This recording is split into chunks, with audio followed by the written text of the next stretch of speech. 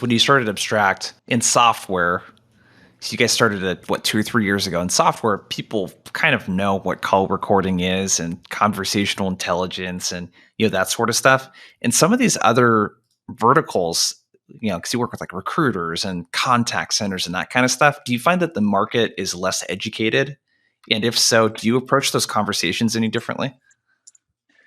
Love that question. So what's fascinating. They don't know the technology, don't know it exists, but they have models, and their whole thesis on how they train people and how they measure people is perfectly tailored for the way Abstrakt works. And so it's a little bit different, right? You have B2B software, conversational intelligence, natural language processing. Like everybody knows what these things are in B2B software. Often they don't know, and they haven't wrapped their head around how to apply the technology to their sales process.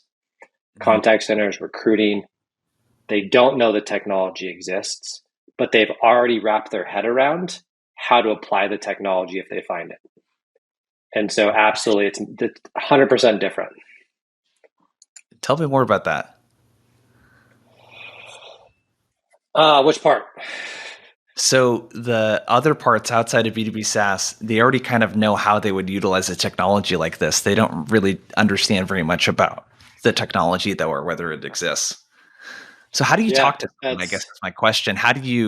What does the first sales interaction, kind of sound like? Because a lot of your stuff is, I think, coming in through inbound referral channels, that sort of stuff. What kind of education does someone in these industry verticals have coming into this, and maybe if I could, one other thing, I'm curious if you get this is just call recording. We can already do that. We already record our calls. You know what I mean? Like, I'm curious, like, what does that sound like? What are you talking to people about?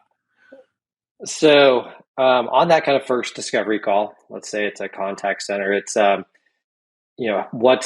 we talk a lot more about efficiencies. I would say kind of lagging indicators or leading indicators as opposed to lagging indicators. B2B software, like a lagging indicator of success could be a meeting booked or a qualified opportunity. So indicators of future success. In kind of the recruiting world, we talked about like leading indicators, compliance, your patience on a call, your interruption period, and how are you measuring those? And then how much time are you taking out of your day to QA those calls? And it becomes almost like a time saving thing, an efficiency gain, because that's one person who can now QA 600 calls as opposed to 8 calls or 10 calls. When we get into the world of B2B software sales, that kind of efficiency language falls on deaf ears. The idea of, measuring somebody on their interruption or their patience on a cold call is not something I've found that anybody has any interest in talking about in B2B software sales. Yeah. So the things that they're looking to measure in like an insurance contact center world, they already are trying to measure those, but they're doing it manually with a human.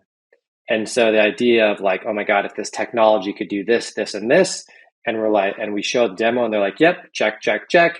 So they already have an idea in their mind of what they want the technology to do. They want to measure kind of how often somebody's interrupting people. Are they adhering to certain things? And it's almost like if they knew about Gong, if they knew about Chorus, they would be buyers of it already. I'm just thankful they don't know about those tools yet.